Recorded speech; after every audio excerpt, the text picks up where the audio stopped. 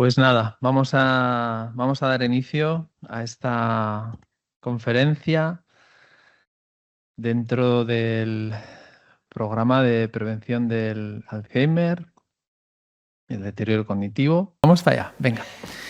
A ver, importante, primero quizá lo que nos toca es entender qué es esto de las habilidades socioemocionales, ¿vale? Las habilidades socioemocionales abarcan un conjunto de, digamos, de habilidades, como dice la palabra, de competencias, de capacidades, ¿no? de hacer, que tienen que ver con el ámbito social, de interacción entre las personas y emocionales, personales del propio individuo, ¿no?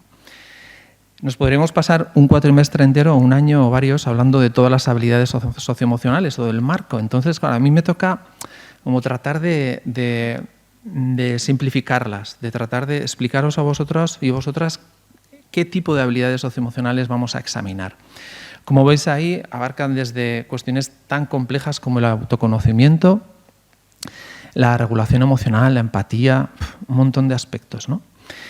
Y en concreto, nosotros, desde la psicología, al analizar las habilidades socioemocionales, lo hacemos desde tres ámbitos. Desde un punto de vista más cognitivo, que quiere decir desde la cabeza, del procesamiento de la información, a cuestiones que tienen que ver con el aprendizaje, con la teoría de la mente, esa teoría que nos permite tener conciencia de los pensamientos que estamos teniendo nosotros, incluso capacidad de anticipar qué pensamientos está teniendo el otro.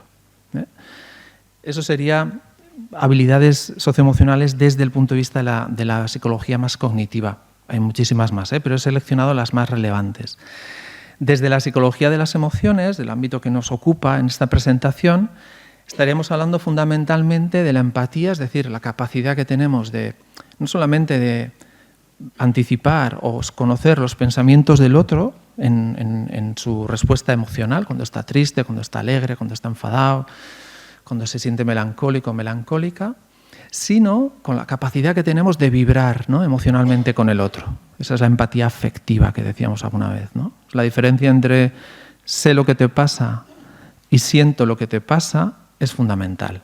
Entonces, la empatía afectiva tiene más que ver con la vibración, con la respuesta afectiva que uno tiene sobre los estados emocionales del otro. Y esta sería una habilidad muy importante, ¿no? Y todos los aspectos que tienen que ver con la afectividad. Y finalmente, desde la psicología social, bueno, pues todos los aspectos que tienen que ver con el contexto, ¿no? Con el aspecto sociocultural, con los valores, con el grupo. Esos serían los aspectos fundamentales de las habilidades socioemocionales en estos tres ámbitos, ¿vale? Cuando hablamos de habilidades socioemocionales, no penséis, o sea, una de las cosas que me gusta recalcar es que en relación a las habilidades socioemocionales y a la plasticidad del cerebro, la edad no es un obstáculo. Quiero decir, tenemos toda la vida capacidad de generar nuevos aprendizajes, más lentos, con más esfuerzo, pero tenemos toda la vida capacidad de generar reserva cognitiva, que luego hablaremos de esto. Entonces, son habilidades que podéis aprender, son habilidades que se pueden adquirir. Esto de, yo a mi edad, yo para qué, si yo soy así, bueno, te puedes contar todo lo que quieras para no cambiar, pero esa no es una excusa, porque la evidencia demuestra que tenemos capacidad de aprendizaje, ¿sí?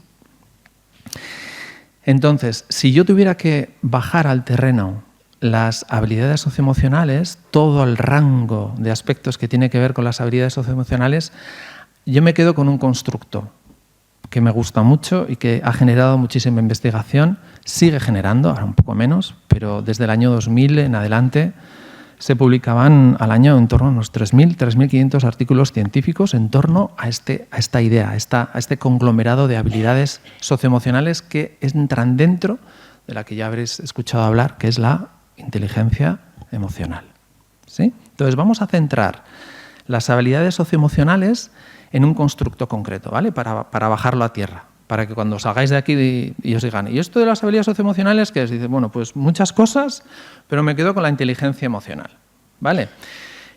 Vamos a definir la inteligencia emocional, pero la vamos a definir no solamente en relación a sus 4 grandes habilidades, 4 competencias que incluyen.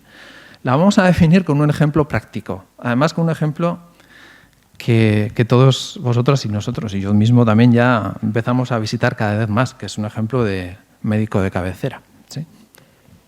Una definición general de la inteligencia emocional es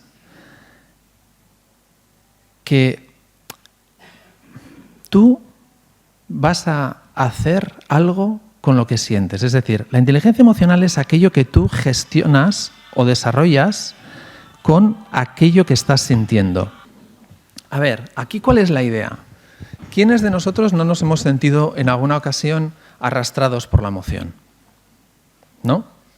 Estás en casa y has tenido un día complicado o te han dado una mala noticia y de repente tu hijo, tu nieta, tu nieto, tu pareja te dice algo y ¡buah! Y respondes de una manera que luego te arrepientes, ¿no? O te sientes muy estresado, estresada y te lleva la emoción, ¿no? La diferencia entre las personas que les arrastra la emoción con respecto a las que son capaces de darse cuenta de lo que están sintiendo y la gestionan es precisamente la inteligencia emocional.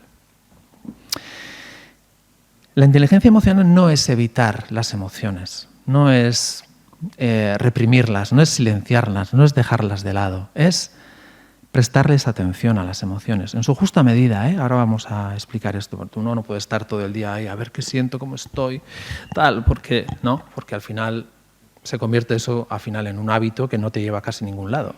Atenderlas en su justa medida, entenderlas en su justa medida, usarlas y regularlas. ¿Para qué? Para que las emociones, en lugar de arrastrarte hacia donde ellas quieren, porque te secuestran, ¿no? Hay un secuestro amigdalar en el ámbito de las emociones que lo que te hace es responder instintivamente, animalmente, ¿no? Desde el cerebro más arcaico. Es utilizarlas para que funcionen a favor tuya, ¿vale? Y tienen 4 grandes habilidades. Pero en lugar de definirlas, las voy a definir con un ejemplo. Seguro que esto lo vais a entender.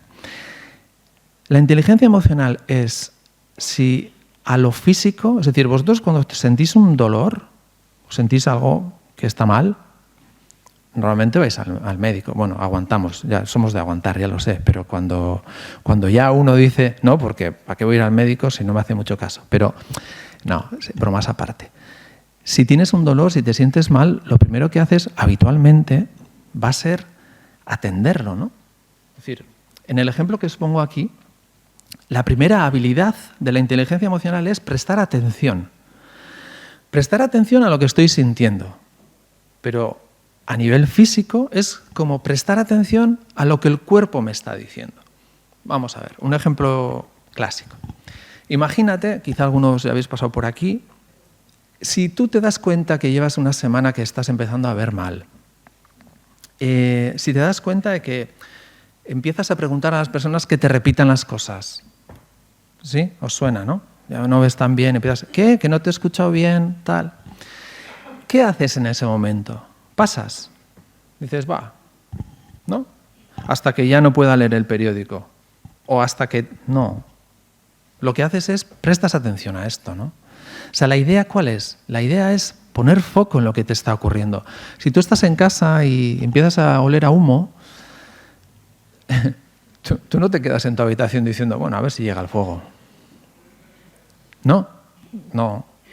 Lo que te preguntas es, voy a ver dónde está el humo, no vaya a ser que el fuego se vaya a acercar. Bueno, pues con la inteligencia emocional es lo mismo, ¿no?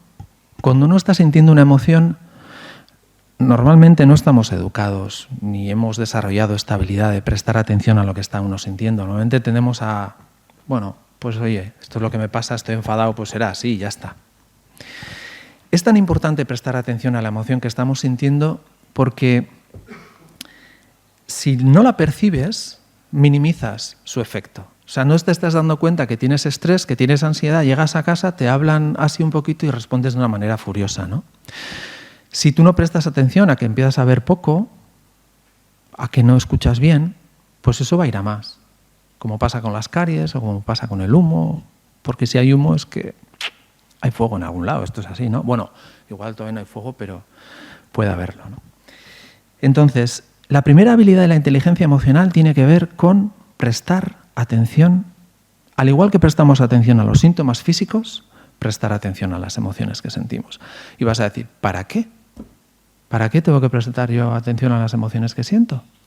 Bueno, pues para la siguiente cuestión, para pasar a la segunda habilidad fundamental, que es la facilitación. Normalmente se presentan las habilidades de la atención a la comprensión y luego la facilitación, pero creo que me vais a entender mejor así. ¿Qué es la facilitación? La facilitación de las emociones, que es un concepto así un poco abstracto, no es otra cosa que poner al servicio la intensidad, la motivación, la energía que activa la emoción a tu favor. En este caso, si yo empiezo a no ver bien, no empiezo a escuchar bien, esa preocupación que se me puede despertar, la voy a poner a mi favor ¿para qué? Para activar mecanismos de comportamiento que me permitan después pasar a la comprensión, a comprender qué es lo que está ocurriendo. Voy a decidir ir al médico, voy a decidir ir al médico de la cabecera, voy a decidir acercarme y preguntar qué es lo que está pasando. Utilizo la emoción que estoy sintiendo para ponerla a mi servicio, para ponerla al servicio de pensar adecuadamente qué es lo que tengo que hacer con esto que estoy sintiendo. Porque si no, pues nada, me puedo quedar bloqueado en el miedo y eso lo que podemos hacer es que nos paraliza, nos desconecta, o lo que puedo hacer es reconocer ese miedo, comprendiéndolo, para que active esa búsqueda de información. Así que la preocupación inicial que sientes con el temor que puedes sentir en cualquier circunstancia, un diagnóstico, algo que te pueden decir que no esperas, lo tienes que poner al servicio de comprender qué es lo que está ocurriendo, porque si te bloqueas con el miedo, te desconectas y permites que sea la emoción, que sea la situación la que te arrastre, la que te lleve, pierdes el control, pierdes el poder de decidir qué es lo mejor para ti. Cuando tú utilizas esa energía emocional, aquí la emoción se va a convertir en una acción responsable. Es decir, vas a decir, bueno, ¿qué puedo hacer con esto? Pues me voy a ir al médico a comprender qué es lo que está pasando. Te vas al médico porque necesitas un diagnóstico, ¿sí? Hombre, en este caso, a nivel emocional, podrías necesitar un diagnóstico por parte de un psicólogo o una psicóloga, pero en nuestra cotidianidad uno no necesita estar permanentemente buscando diagnósticos, ¿no? Uno ya sabe que empieza la garganta mal y dice, ay, la garganta, tal, presta atención, me compro el propóleo, me lo echo o me tomo no sé qué. Hay un poquito de automedicación, ¿eh? Pero en las cosas básicas, en el día a día, cuando ya es una cuestión pues un poco más grave, pues vamos al médico. ¿Qué hace el médico? El médico, la médica, lo que hace es ayudarnos a comprender lo que está pasando. Te va a dar un diagnóstico, te va a decir, oye, pues mira, tienes unas cataratas leves, ¿qué te parece? Y tú, pues prefiero las del Niágara, pero ¿qué voy a hacer? Pues es lo que me ha tocado. Oye, pues nada, empiezas a perder un poco de audición. Pues mira, ¿qué voy a hacer? Algo tendré que hacer.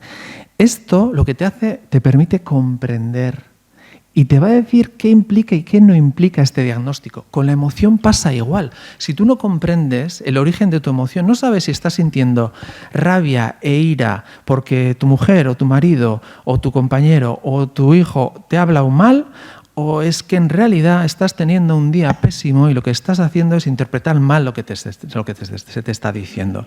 Y eso afecta directamente las interacciones personales. Aumenta el estrés, aumenta el cortisol, aumenta el malestar, aumenta, por lo tanto, la probabilidad de tener una vida más estresante. Y el estrés, el cortisol, afecta al sistema inmune, afecta también, evidentemente, al deterioro cognitivo. Así que cuando tú vas al médico y te dice, oye, esto es por lo otro, te ayuda a comprender lo que te está ocurriendo. ¿Y ahí qué vas a hacer? Lo que vas a hacer es decir, ostras, si yo comprendo lo que me está pasando, esa comprensión se va a convertir en una información útil para poder gestionarlo. Si yo no comprendo lo que me está pasando, va a aumentar mi angustia, mi incertidumbre. Y ahí falla en la última de las habilidades, que es la regulación emocional. Pero si yo comprendo, esa información va a ser útil. Y sin comprensión, el diagnóstico se va a convertir para mí en una amenaza. Así que comprender por qué yo estoy irritable hoy, por qué yo estoy nervioso, por qué tengo... Yo podría estar pensando, oye, estoy en tensión porque no tengo ni idea de lo que voy a decir. No, comprendo la emoción, observo la reacción de mi cuerpo, trato de adaptarme para poder llegar a mi objetivo, que es utilizar la emoción que estoy sintiendo para comunicar. Así que atender a las emociones como atiendo a los síntomas físicos, utilizar las emociones para llevar a cabo acciones responsables y poder tener información, comprender lo que me está ocurriendo, todo esto son las bases fundamentales para que en lugar de dar una respuesta descontrolada, para que en lugar de que la emoción me atrape y me lleve, me arrastre, pueda finalmente regularlo. ¿Eso qué quiere decir? Que ni negación ni catastrofismo. Hay un punto intermedio, un espacio que llamo un espacio de serenidad activa. Un espacio de serenidad activa quiere decir, no niego mis cataratas, no niego que empiezo a escuchar mal, voy a ponerle una solución. Esto no supone que mi vida se ha terminado, supone que, qué bien, me estoy haciendo mayor. Aceptar los cambios evolutivos que nos trae la edad es una manera de gestionar la respuesta que doy a esos cambios, como es fundamental atender y comprender la emoción que estoy sintiendo para poder regularla, para poder decirle a la persona que tengo delante, me estoy dando cuenta que no estoy bien, ¿qué te parece si lo hablamos mañana? En lugar de soltarle, ¡boom! Ahí la emoción te arrastra. Ahí no estás mostrando inteligencia emocional. ¿Sí? Así que las 4 habilidades de la inteligencia emocional, ¿me seguís? Atender, facilitar, utilizar la emoción, comprender para poder regular la emoción. Y regular la emoción es fundamental, porque si no regulamos las emociones que sentimos, son las emociones las que nos van a arrastrar. ¿Vale? Así que, de manera resumida, atención a las emociones. Detectar la emoción antes de que esta emoción nos arrastre. ¿Sí? Si yo no detecto la emoción me dirige sin que yo lo sepa. La relación entre la salud mental y la habilidad de la atención a las emociones es curvilínea. Me explico. Un nivel de atención a las emociones es adecuado hasta un punto. Cuando uno está permanentemente centrado en la tristeza o centrado en la rabia o centrado en la emoción que sea, puede ser contraproducente. Hay que prestar atención a las emociones hasta que ya no te aportan más información. ¿De acuerdo? Así que prestar atención a las emociones sí, en su justa medida. Facilitación. Usar la emoción como brújula, es decir, no como un obstáculo. La emoción que sientes te está dando información sobre qué es lo que te está ocurriendo en tu vida, en tu autoconcepto, lo que es importante para ti. Utiliza esa emoción como brújula. Utiliza esa emoción para dirigirte hacia donde tú quieres, para recabar información, para relacionarte, para activar mecanismos de comportamiento. Recuerda que la emoción es la energía en movimiento, emotion. Y es la base de la motivación, del movimiento, de la razón por la que tú te mueves. Todos somos seres emocionales. Todos. Sin emoción no podríamos ni haber decidido qué ropa nos poníamos hoy. Esto lo he explicado alguna vez en alguna clase, ¿sí?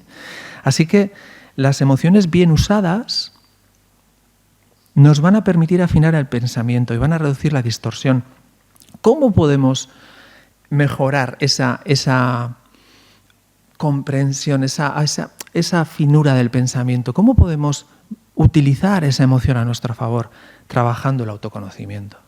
Fundamentalmente conociéndonos mejor, profundizando en saber qué es lo que nos mueve, qué significa la emoción que estamos sintiendo. Todas las emociones dan información fundamentalmente de ti mismo, de ti misma. Y la comprensión, la tercera habilidad, es entender el por qué nos da información para poder actuar. Entender la emoción te va a dar información útil, no entenderla lo que va a hacer es, te va a dejar reaccionando a ciegas, ¿sí? ¿Cómo podemos mejorar? Pues podemos mejorar esto con conocimientos. Cuando habéis estado jugando al bingo de las emociones, habéis mejorado vuestra alfabetización emocional. Cuando empezamos a saber diferenciar entre la melancolía de la tristeza, estamos mejorando nuestra comprensión emocional. Cuando nos damos cuenta que podemos sentir 2 emociones contrapuestas como la alegría y la preocupación, estamos mejorando nuestra comprensión emocional.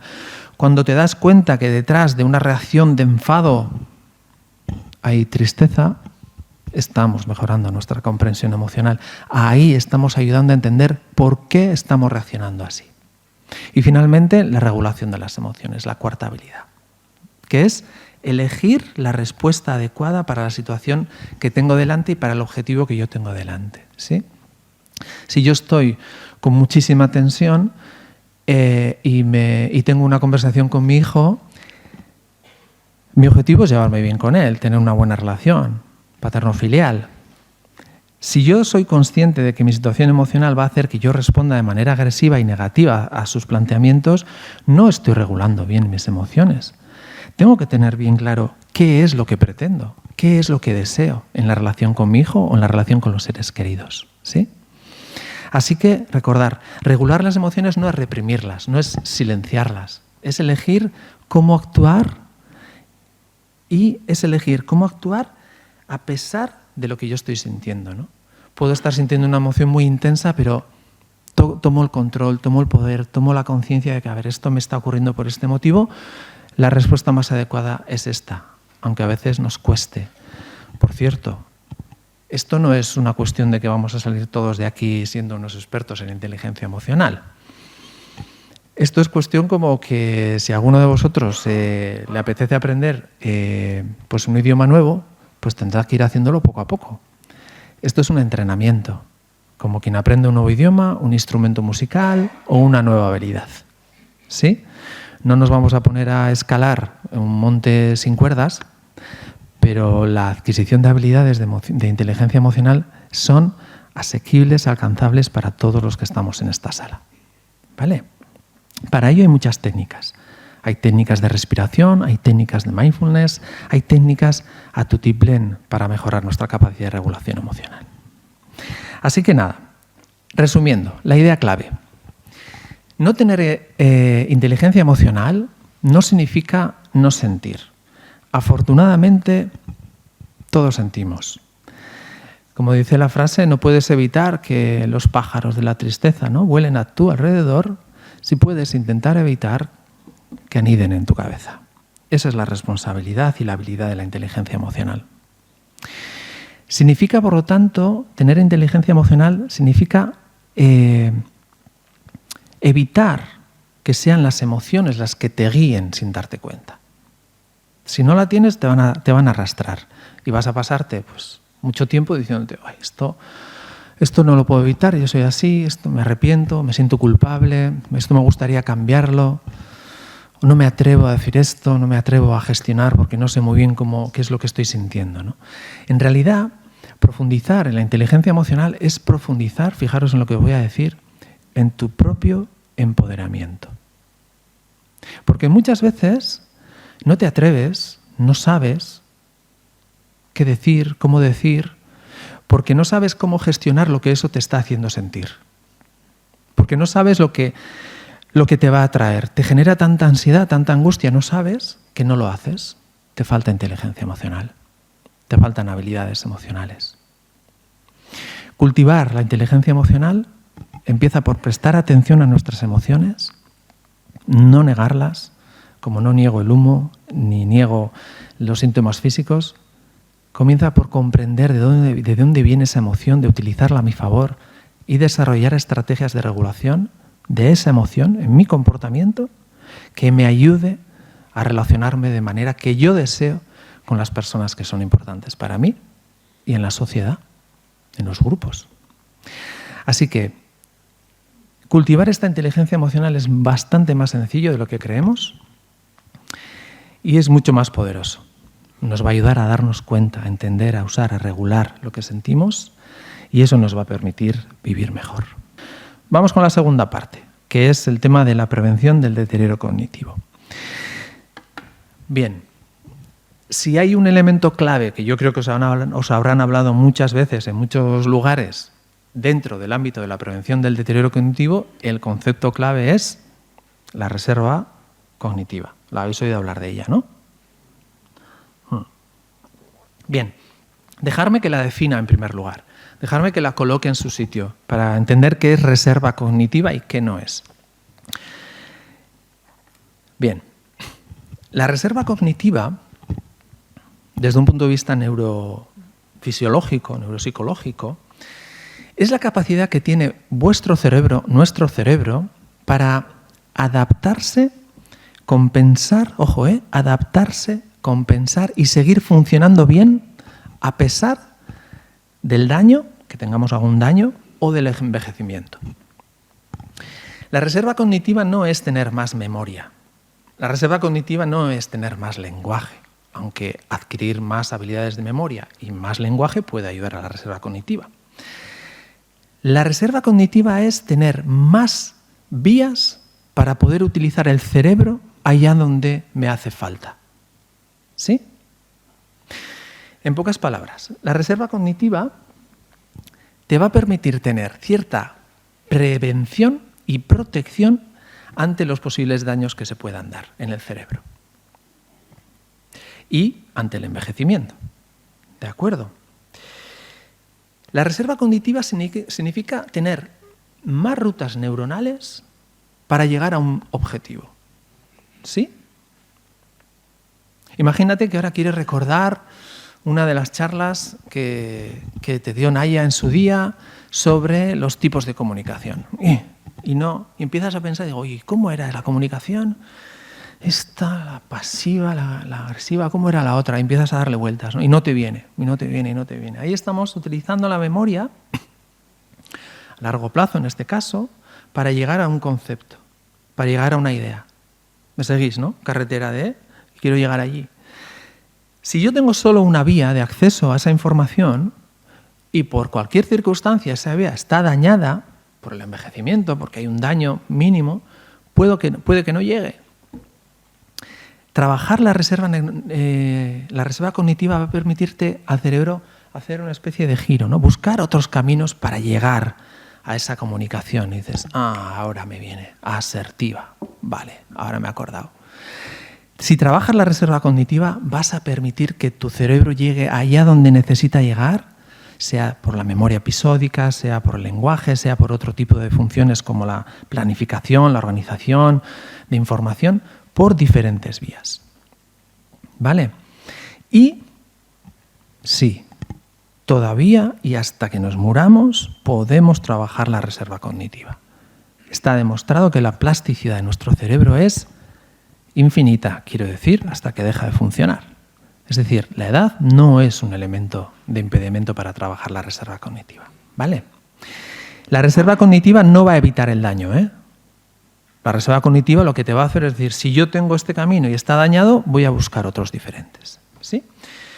No os asustéis con esta transparencia, ¿eh? Hay un montón de vías para trabajar la reserva cognitiva. Los que estáis en el proyecto de Citagón lo conocéis. Conocéis que la alimentación es algo fundamental. La dieta mediterránea, las verduras ayudan a la reducción de la inflamación, ayudan a la salud vascular. Hay muchísima evidencia de que la dieta afecta de manera significativa, ayuda a la reserva cognitiva. Evidentemente la estimulación intelectual, hacer sudokus, crucigramas, aprender nuevos idiomas, nuevas habilidades, nuevos conocimientos, diversificar, ¿vale? No hagáis como una amiga mía que tiene ya 70 años, que lleva 5 años haciendo sudokus y solo sudokus, que está muy bien, que es una experta en sudokus, pero hay que hacer otro tipo de cosas. O sea, hay que hacer sudokus, pero también hay que hacer otro tipo de habilidades, ¿de acuerdo? Es fundamental la diversificación de la estimulación cognitiva. Y cuando digo estimulación cognitiva, esto me habéis escuchado decirlo alguna vez, siempre digo lo mismo, ¿eh? Pregúntate, hoy, ¿qué pequeño reto le has puesto a tu cerebro? Pequeño reto le has puesto a tu cerebro. ¿Has aprendido una palabra nueva? ¿Has recordado algo que no te venía? ¿Has hecho un sudoku que no te salía? ¿Has hecho un crucigrama? ¿Has leído una palabra en el periódico y en lugar de decir, no lo entiendo, la has buscado y has dicho, ahora ya sé lo que quiere decir? Y como siempre digo yo, ¿te has enfrentado a la ansiedad durante un minuto de no recordar una palabra y quedarte ahí? Y estar ahí, a ver si viene. Y si no, buscarla y no darte por vencida. Estimular cognitivamente el cerebro es fundamental. Fundamental. Vida social. Bueno, de esto yo creo que sabéis bastante, ¿eh? pero si no, es fundamental la vida social, la interacción social. Cuando nosotros nos relacionamos con otras personas, estamos poniendo en marcha un montón de mecanismos para la reserva cognitiva, muchísimo. Sin darnos cuenta, ponemos en marcha el lenguaje, la memoria, la regulación de las emociones. Ay, mamá, ¿cómo le responde a esta mujer con lo que me acaba de decir? Hay un montón de habilidades que se ponen en marcha en las relaciones sociales. Gestionamos la soledad, nos sentimos parte. Ejercicio físico, evidentemente. Esto también ya lo sabéis. Caminar, muy bien. Caminar rápido, mejor. Y desde hace unos años se ha dado importancia también a hacer ejercicio físico de fuerza, de trabajar dentro de tus propios límites la fuerza física, la musculación, ¿vale? Y luego está el propósito vital, fijaros, el denominado en Japón Ikigai, decir, ¿qué sentido tiene la vida para mí?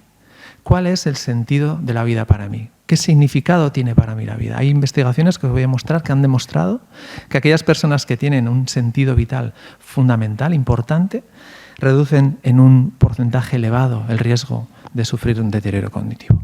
Y finalmente, trabajar el bienestar emocional, que es nuestro foco, ¿vale?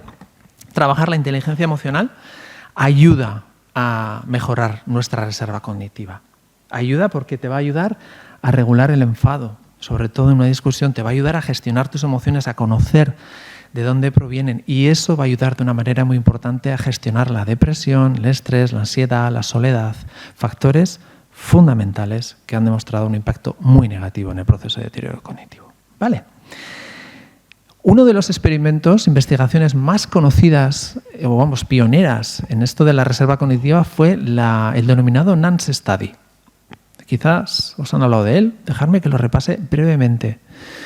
Este estudio, el NANS Study, participaron 678 monjas de la Orden de Notre Dame de Estados Unidos que cedieron sus cerebros a la ciencia, y fue una investigación que duró 38 años. Cuando fallecían, se les hacía una autopsia y se veía cómo estaba su cerebro, ¿sí? Y la idea era ver qué relación había entre la biografía en la juventud de estas mujeres, de estas monjas, y el deterioro cognitivo posterior. ¿Sabéis lo que descubrieron? Descubrieron algo sorprendente.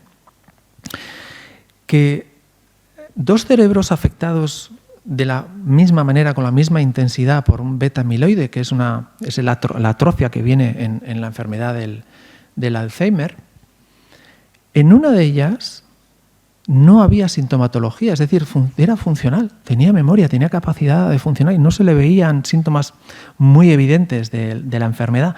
Sin embargo, en la otra, pues tenían problemas de memoria muy evidentes, ¿no? Y la diferencia fundamental fue que, observando sus agendas, su biografía, cuando encontraban agendas de monjas que habían escrito, tenían una vida muy, muy dinámica, con muchas palabras, hacían muchas cosas, utilizaban la memoria, hacían actividades, etc. Es decir, la actividad neurológica y social vital de ellas en la juventud aumentaba de manera significativa la reserva cognitiva. Lo que hacía era reducir la sintomatología. Es decir, el daño no se evita, pero sí se evitaba la sintomatología. Es decir, eran asintomáticas. Es decir, el efecto del daño no aparecía ahí. Así que esto es muy interesante. ¿Esto qué quiere decir? Lo que quiere decir es que nuestra actividad mental, nuestra actividad social, nuestra actividad afectiva, relacional, física, social en este caso, incide de manera muy importante en el incremento de la reserva cognitiva. Y a mayor reserva cognitiva, menos probabilidad de deterioro cognitivo. Mirar, reserva cognitiva. Mira, os voy a poner un ejemplo más claro. ¿Veis el pueblo de arriba, no?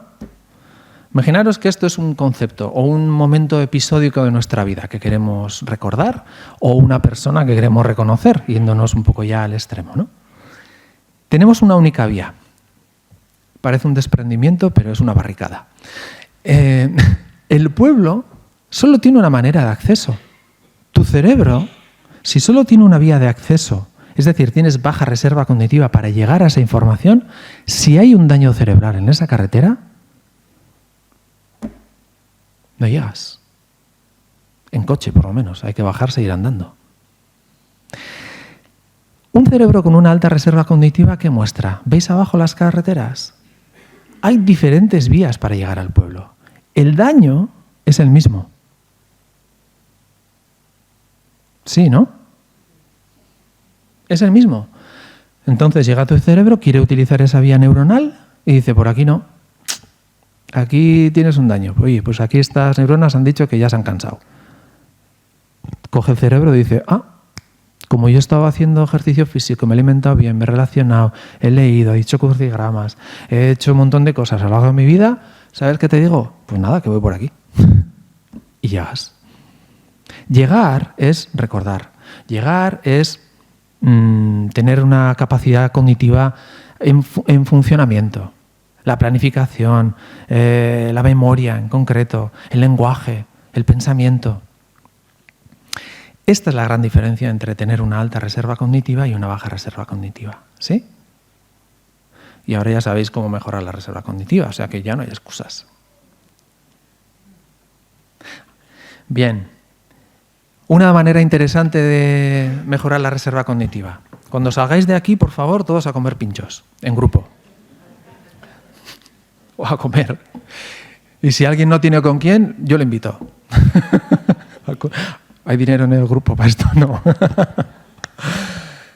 Fijaros qué de cosas se activan cuando tú quedas a comer o a cenar con tus conocidos. Ni necesariamente tienen que ser amigos del alma. Cuando tú quedas a comer, activas el lenguaje. Recuperas palabras, narras, escuchas, construyes frases en tiempo real. Cuando quedas a comer con amigos o con amigas, cenar, comer, trabajas la memoria, recuperas episodios compartidos, reconoces caras, recuerdas nombres. Y si te cuesta, le preguntas al de al lado. Pero inténtalo primero. Quédate ahí un ratito hasta que venga. Dale un poquito de tensión al cerebro en ese sentido. Trabajas la atención.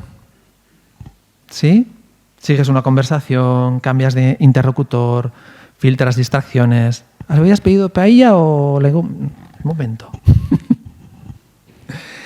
Trabajas la planificación, funciones ejecutivas fundamentales. Hay que organizar, gracias a los que siempre os encargáis de organizar, elegir los restaurantes, llamar. Estáis trabajando la reserva cognitiva. Lo hacéis por los demás, pero es por vosotros también. Muchísimas gracias. Regulas las emociones, gestionas la tensión social, reconoces emociones ajenas, empatizas. Te cuentan y tú empatizas. Trabajas estas funciones ejecutivas de inhibir impulsos, tomar decisiones. Es decir, una sola actividad de carácter social, como esta que acabo de mencionar, genera un montón de recursos para la reserva cognitiva y además ataca uno de los elementos fundamentales y de los problemas más importantes que se relacionan con el deterioro cognitivo, que es la soledad. Sobre todo la soledad no elegida, la soledad emocional y la soledad social. ¿Sí? Así que, nada, lo que os he dicho antes, personas con baja reserva cognitiva van a empezar a tener o mostrar fallos en la memoria más claros, síntomas visibles más pronto, y personas con alta reserva cognitiva van a tener funciones aparentemente normales. Y digo yo, aparentemente normales quiere decir que aunque esté el daño, las funciones siguen mostrándose con normalidad. Así que se van a también retrasar la sintomatología del deterioro cognitivo mucho con el tiempo. Así que la idea clave, ¿cuál es? Quedaros con esto. La reserva cognitiva no va a evitar la enfermedad, pero va a retrasar su expresión. Permitidme que os dé unos datos brevemente, me estoy alargando. Como estamos en la academia, pues os voy a dar datos de investigaciones muy concretas, ¿vale? Os voy a resumir rápidamente. Mirad, el estrés psicológico, el estrés crónico y la baja capacidad de regular las emociones elevan el riesgo del deterioro cognitivo hasta un 45%. Estamos hablando de cifras muy elevadas. Esta es una investigación que se publicó en el año 2017 en la Journal of Alzheimer's Disease, una de las revistas más importantes de Alzheimer. ¿Sí? Así que si tú practicas técnicas de regulación emocional, respiración, mindfulness, vas a reducir directamente el cortisol crónico que va a dañar el hipocampo. El hipocampo es una de las estructuras del cerebro más importantes asociadas a la memoria. ¿De acuerdo? Soledad y mortalidad. La soledad y el aislamiento social incrementan de promedio. En esta investigación del año 2015 se demostró entre un 26 y un 29%. Así que tener una persona con quien hablar cada día, familiar, vecino, grupo, es protección cognitivo real. Y si podéis, conversaciones que vayan más allá del tiempo, que ya sé que el tiempo es un protagonista fundamental. Ir un poquito más allá de la profundidad de las conversaciones. Propósito vital, que es lo que os decía antes. Un alto sentido de propósito vital va a incrementar o va a mejorar la capacidad de prevenir o va a reducir hasta 2.4 veces la probabilidad de sufrir Alzheimer. Así que tener un propósito, una afición, cuidar de alguien, tener un sentido que vaya más allá de nosotros mismos, aprender algo nuevo que te motive, que dé sentido a tu vida, va a activar también la corteza prefrontal y va a mantener el cerebro en marcha. Y nada, os doy otros tres elementos más de resultados que hemos visto en la investigación. En una publicación del año 2024 se observaba que el aislamiento social, la depresión, la baja educación representan un 45% del riesgo modificable de demencia. En este sentido, las competencias socioemocionales, las que hemos mencionado, de inteligencia emocional fundamentalmente, van a abordar directamente estos factores, porque te van a ayudar a combatir el aislamiento, cuidar de la salud emocional, lo que va a hacer es incidir en casi la mitad del riesgo evitable de demencia. La regulación emocional, las intervenciones psicosociales y la cognición. Todos estos aspectos que tienen que ver con la inteligencia emocional no es una cuestión de desirátum. Hay evidencias sólidas en la literatura que demuestran que trabajar la inteligencia emocional, prestar atención a las emociones, comprenderlas, regularlas, reduce de manera significativa el riesgo del deterioro cognitivo. ¿Sí? Muy importante. Así que nada, para recordar y para ir concluyendo, el cerebro no se va a deteriorar igual en todos nosotros. ¿Sí? La diferencia no va a estar solo en los genes ni en la suerte. Es verdad que algunos tenéis mejores genes que otros y gracias a vuestros antepasados, pero tenemos mucho que hacer. Podemos hacer muchísimo por nuestro cerebro, más allá de alimentarnos bien, de hacer ejercicio, de relacionarnos con los demás, de estimularlo, de tener un propósito vital. Prestar atención a lo que estamos sintiendo, comprenderlo, es una de las inversiones más importantes que podemos hacer y de las que posiblemente menos hemos desarrollado, porque no se nos ha educado en este ámbito. Y tenemos la posibilidad de hacerlo, nunca es tarde. Lo que hacemos con nuestra mente en relación a las habilidades socioemocionales es aprender, relacionarnos, sentir con inteligencia, vivir con ese propósito. Y eso va a contribuir a un aumento evidente de la reserva cognitiva. Dicho de otro modo, va a retrasar de forma evidente el deterioro cognitivo.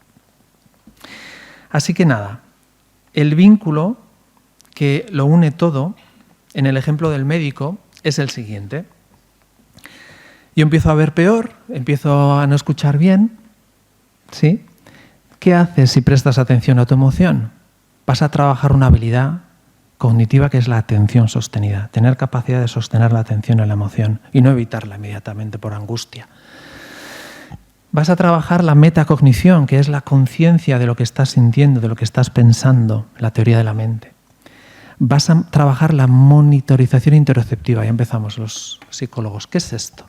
Esto es darte cuenta de cómo está tu cuerpo, de lo que estás sintiendo, antes de que esa intensidad emocional te arrastre y ponerle respuesta a tiempo, antes de que el fuego te alcance, antes de que dejes de ver. En la facilitación, empujar motivación intrínseca, aprendizaje activo. Si tú utilizas la emoción para alimentar la motivación, vas a trabajar aspectos de la motivación intrínseca y del aprendizaje sobre cómo tú reaccionas. Si trabajas la comprensión, vas a trabajar el vocabulario emocional. Saber poner palabras a lo que te está pasando. Muchas veces no somos capaces de comunicarnos lo que nos ocurre porque no tenemos palabras. No sé muy bien qué es lo que me está ocurriendo. Eso aumenta la reserva cognitiva. El razonamiento, la flexibilidad interpretativa. Saber cuándo estoy enfadado y cuándo estoy ansioso. Saber cuándo tengo miedo y cuándo en realidad lo que estoy sintiendo es malestar, saber cuando estoy enfadado de verdad o cuando en realidad ese enfado es una expresión de tristeza que no sé gestionar. Y finalmente, trabajar la regulación. Vas a trabajar el control inhibitorio, saber cuándo inhibirte y no dar una respuesta, flexibilidad ejecutiva, tener diferentes patrones de responder a las personas y la resiliencia, saber contenerte, soportar, manejar, mantenerte en situaciones emocionales que son complejas. Todo esto que hacemos cuando tenemos una cuestión física, si lo hacemos a nivel emocional, estamos añadiendo mucha reserva cognitiva a nuestro cerebro. Así que nada, integrando ideas, cada vez que identificas, entiendes, usas o regulas una emoción, no solo estás gestionando ese momento, estás construyendo conexiones en tu cerebro que mañana te permitirán seguir funcionando cuando algo falle. Si siempre respondes de la misma manera, tu autopista está bien construida y lo va a hacer rápidamente. El día que esa autopista se bloquee, tenemos un problema. Hay que buscar flexibilidad, hay que buscar nuevas formas de afrontar las respuestas que tenemos, porque ahí estoy invirtiendo en la prevención de mi deterioro cognitivo. Así que nada, las habilidades socioemocionales, la inteligencia emocional, no solo va a mejorar cómo vives hoy en día, va a construir el cerebro con el que seguiremos envejeciendo. Muchas gracias por vuestra atención.